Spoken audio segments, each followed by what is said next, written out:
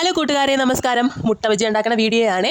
ആവശ്യമുള്ള മുട്ട എടുത്ത് ഒരു പാത്രത്തിലേക്ക് വെച്ച് ആവശ്യത്തിന് വെള്ളം ഒഴിച്ച് ഒരിത്തിരി ഉപ്പും ചേർത്ത് ഒന്ന് വേവിച്ചെടുക്കാം കേട്ടോ. മുട്ട വേകുന്ന സമയം കൊണ്ട് നമുക്ക് മുട്ട ബജിക്കുള്ള മാവൊന്ന് തയ്യാറാക്കി ഒരു പാത്രത്തിലേക്ക് ആവശ്യമുള്ള മൈദാമാവ് ചേർക്കുക. എരിവിന് ആവശ്യമുള്ള മുളക് പൊടി, ഒരിത്തിരി മസാലപ്പൊടി, ഒരു നുള്ളു സോഡാപ്പൊടി, ആവശ്യത്തിനുള്ള ഉപ്പും ചേർത്ത് നന്നായിട്ടൊന്ന് യോജിപ്പിക്കണം കേട്ടോ. അതിനുശേഷം ഒരിത്തിരി വെള്ളം ഒഴിച്ച് നന്നായിട്ടൊന്ന് കട്ടകളൊക്കെ ഉടച്ചെടുക്കാം. കുറേശ്ശെ വെള്ളം ഒഴിച്ച് വേണം മാവൊന്ന് കലക്കിയെടുക്കാൻ. ഒരിക്കലും മുട്ട ബജിക്ക് മാവ് തയ്യാറാക്കുമ്പോൾ വെള്ളം കൂടിപ്പോകാനായിട്ട് പാടില്ല. മാവ് ഇത്തിരി കട്ടിയിൽ തന്നെ തയ്യാറാക്കണം. ഈ ഒരു പരുവം ആകുമ്പോഴത്തേനും നമ്മൾ ഈ മാവൊന്ന് മാറ്റി വെക്കണം കേട്ടോ. ആ സമയം കൊണ്ട് തന്നെ നമ്മുടെ മുട്ട ഒന്ന് വെന്ത് കിട്ടി.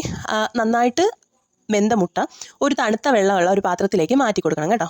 ഞാൻ ഇതുവരെ കഴിച്ചതിൽ ഏറ്റവും ടേസ്റ്റായിട്ട് തോന്നിയ മുട്ട ബജി പണ്ടൊരിക്കൽ തമിഴ്നാട് പോയപ്പോഴത്തേനും തൃപ്പരപ്പിൻ്റെ വെള്ളച്ചാട്ടത്തിന് അടുത്തുള്ള ഒരു തട്ടുകടയിൽ നിന്ന് കഴിച്ച മുട്ട ബജിയാണ് കേട്ടോ. വേറെ എവിടെ നിന്ന് നമ്മൾ കഴിച്ചിട്ടും അത്രയും ടേസ്റ്റുള്ള ബജി ഞാൻ ഇതുവരെയും കഴിച്ചിട്ടില്ല. അപ്പോൾ നമ്മുടെ ഈ തണുത്ത മുട്ട ഒന്ന് തോടൊക്കെ കളഞ്ഞെടുക്കണേ. തോട് കളഞ്ഞെടുത്ത മുട്ട ഒരു ചെറിയൊരു കത്തി വെച്ച് ചെറുതായിട്ടൊന്ന് പോന്തിയതിന് ശേഷം, പോന്തുക മീൻസ് ഒന്ന് വരഞ്ഞെടുത്തതിന് ശേഷം മുട്ടയ്ക്കുള്ളിലേക്ക് ഒരിത്തിരി കുരുമുളകും ഒരിത്തിരി വളരെ കുറച്ച് ഉപ്പിൻ്റെ പൊടിയും കൂടി ഒന്ന് തൂവി കൊടുക്കാൻ വേണ്ടിയിട്ട് ശ്രദ്ധിക്കണേ.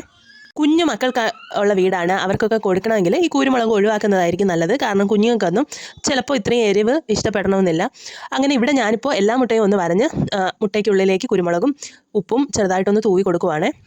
മുട്ട രണ്ടായിട്ട് മുറിച്ച് വെച്ചേക്കണത് അങ്ങനെ ആയതല്ല, ഒന്ന് ഹാഫ് വെച്ചൊന്ന് ഉണ്ടാക്കി നോക്കാം എന്ന് കരുതിയിട്ട് പകുതിയായിട്ട് മുറിച്ചെടുത്തതാണ്. പാത്രത്തിൽ എണ്ണ ചൂടാക്കി എണ്ണ തിളയ്ക്കുമ്പോഴത്തേക്കും ഓരോ മുട്ടയായിട്ട് മാവിൽ ഒന്ന് മുക്കി അതിലേക്ക് എണ്ണയിലേക്ക് ഒന്നിട്ട് കൊടുക്കുവാണ്. ബജ്ജി കരിഞ്ഞു പോകാതിരിക്കാനായിട്ട് തീ ഒന്ന് വളരെ കുറച്ച് വെച്ച് കൊടുക്കാനായിട്ട് ശ്രദ്ധിക്കണം. ഒരു സൈഡ് വേകുമ്പോഴത്തേക്കും മറു സൈഡേക്ക് മറിച്ചിട്ട് കൊടുക്കണം. ഇതുപോലെ എല്ലാ മുട്ടയും മാവിൽ മുക്കി പൊരിച്ചെടുക്കണം കേട്ടോ. അപ്പോഴത്തേനും നമ്മുടെ സ്വാദിഷ്ടമായ മുട്ട ബജി തയ്യാറായി. നിങ്ങൾ എന്തായാലും ഇത് ഉണ്ടാക്കി നോക്കണം കേട്ടോ. നമ്മുടെ മക്കളൊക്കെ സ്കൂളിൽ നിന്നൊക്കെ വരുന്ന സമയത്ത് ഒരു 10 മിനിറ്റ് നമ്മൾ കഷ്ടപ്പെടുന്ന പാടേ ഉള്ളൂ. നമ്മുടെ കുഞ്ഞുങ്ങൾക്ക് നമ്മൾ തന്നെ ഓരോ സാധനങ്ങൾ ഉണ്ടാക്കി കൊടുക്കുമ്പോഴത്തേനും അവരത് കഴിക്കുന്ന കാണുമ്പോൾ നമുക്ക് ഭയങ്കര സന്തോഷമായിരിക്കും അല്ലേ. നിങ്ങൾക്ക് ഇഷ്ടപ്പെട്ടാൽ നിങ്ങൾ തീർച്ചയായിട്ടും സബ്സ്ക്രൈബ് ചെയ്യുക, കമൻറ്റ് ചെയ്യുക വേണം കേട്ടോ. താങ്ക്